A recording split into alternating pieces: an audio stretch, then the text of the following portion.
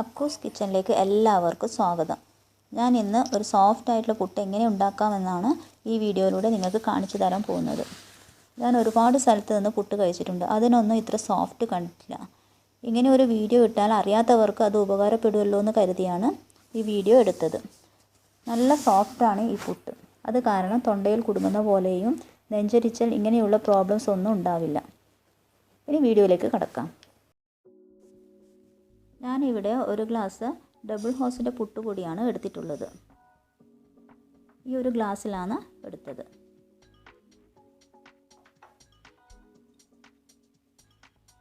ഇനി ആവശ്യത്തിന് ഉപ്പിട്ട് കൊടുക്കാം.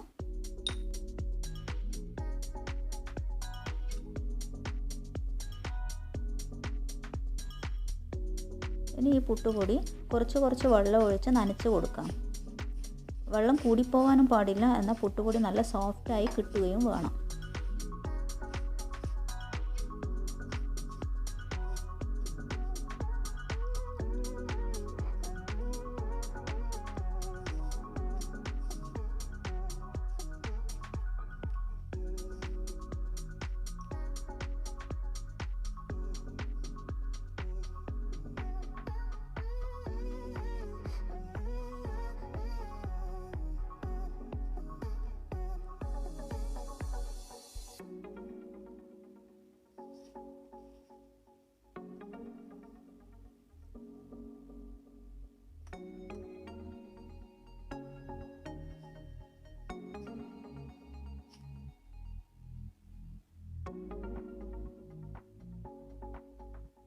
ഇതുപോലെയാണ് ഇപ്പോൾ കിട്ടേണ്ടത്.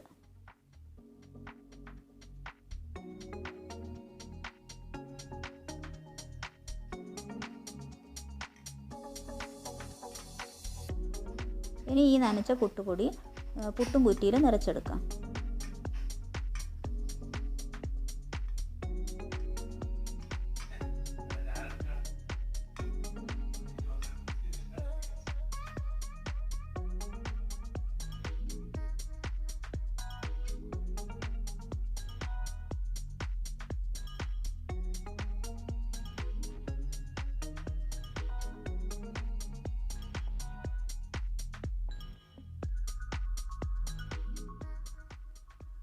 എന്നിട്ട് ഗ്യാസ് ഓൺ ചെയ്തിട്ട് പുട്ടിൻ്റെ പാനിയിൽ വെള്ളം ഒഴിച്ച് കൊടുക്കുക.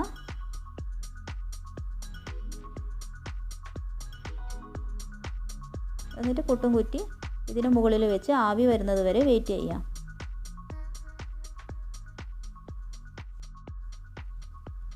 നിങ്ങൾക്ക് കാണാൻ പറ്റുന്നുണ്ടോ എന്നറിയില്ല, ഇപ്പോൾ നന്നായിട്ട് ആവി വരുന്നുണ്ട്. ആവി വന്നാൽ ഉടനെ ഗ്യാസ് ഓഫ് ചെയ്യണം. എന്നിട്ട് പുട്ടും കുറ്റി എടുത്ത് ഒരു പാത്രത്തിലേക്ക് ഇതിലുള്ള പുട്ട് തട്ടി പൊടിച്ചെടുക്കണം.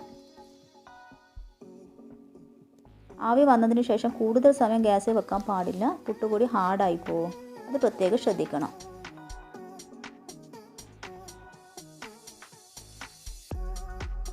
നന്നായിട്ട് പൊടിച്ചെടുക്കാം.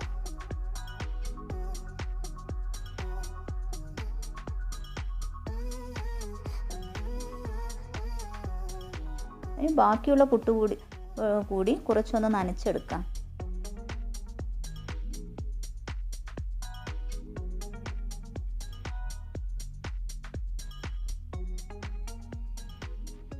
എന്നിട്ട് പുട്ടും കുറ്റിയും നിറച്ച് ആവി കയറ്റി എടുക്കണം.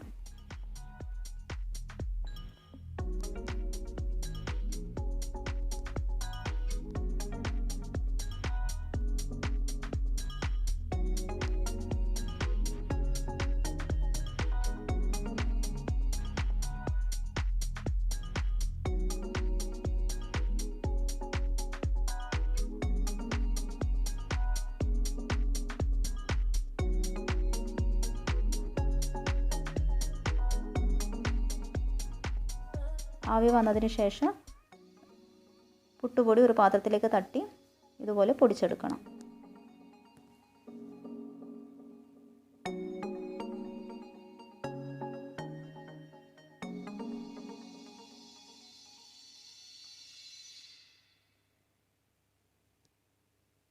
ഇപ്പോൾ ഞാനിവിടെ 2 പാത്രത്തിലേക്ക് ആവി കയറ്റിയ പുട്ടുപൊടി തട്ടി പൊടിച്ചെടുത്തിട്ടുണ്ട്. ആദ്യം തട്ടിയ പുട്ടുപൊടി ഇപ്പോൾ ചെറുതായി തണുത്തിട്ടുണ്ട്. ഇതിലേക്ക് കുറച്ച് വെള്ളം ഒഴിച്ച് കുഴച്ചെടുക്കാം.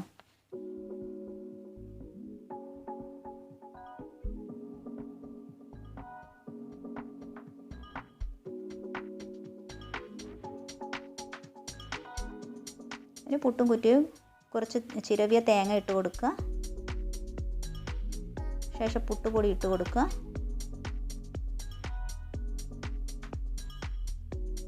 വീണ്ടും തേങ്ങ ഇട്ട് കൊടുക്കുക.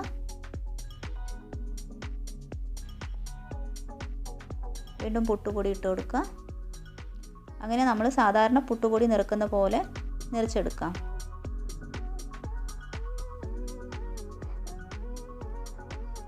ഇവിടെ ശ്രദ്ധിക്കേണ്ട കാര്യം എന്താണെന്ന് വെച്ചാൽ പുട്ടുപൊടി നിറച്ച് കഴിഞ്ഞ് ലാസ്റ്റ് തേങ്ങയുടെ മുകളിൽ ചെറുതായിട്ടൊന്ന് പ്രസ് ചെയ്ത് കൊടുക്കണം.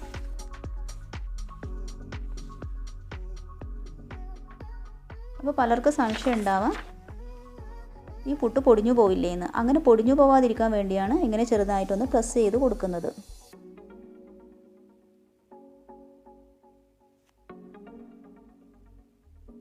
അധികം അമർത്തി പ്രസ് ചെയ്യാൻ പാടില്ല.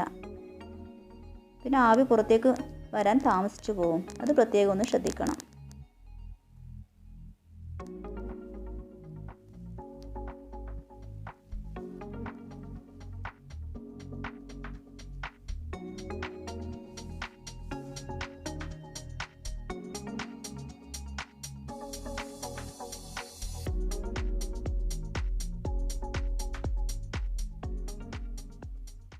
ഗ്ലാസ് പുട്ടുപൊടി കൊണ്ട് 10 കഷ്ണം പുട്ടാണ് ഉണ്ടാക്കാൻ പറ്റിയത്. 7 കഷ്ണം ഈ പ്ലേറ്റിലും 2 കഷ്ണം ഈ പ്ലേറ്റിലും 7, 8, 9, 1, 10. ഇതിൽ ഒരെണ്ണം മാത്രമാണ് പൊട്ടിപ്പോയത്.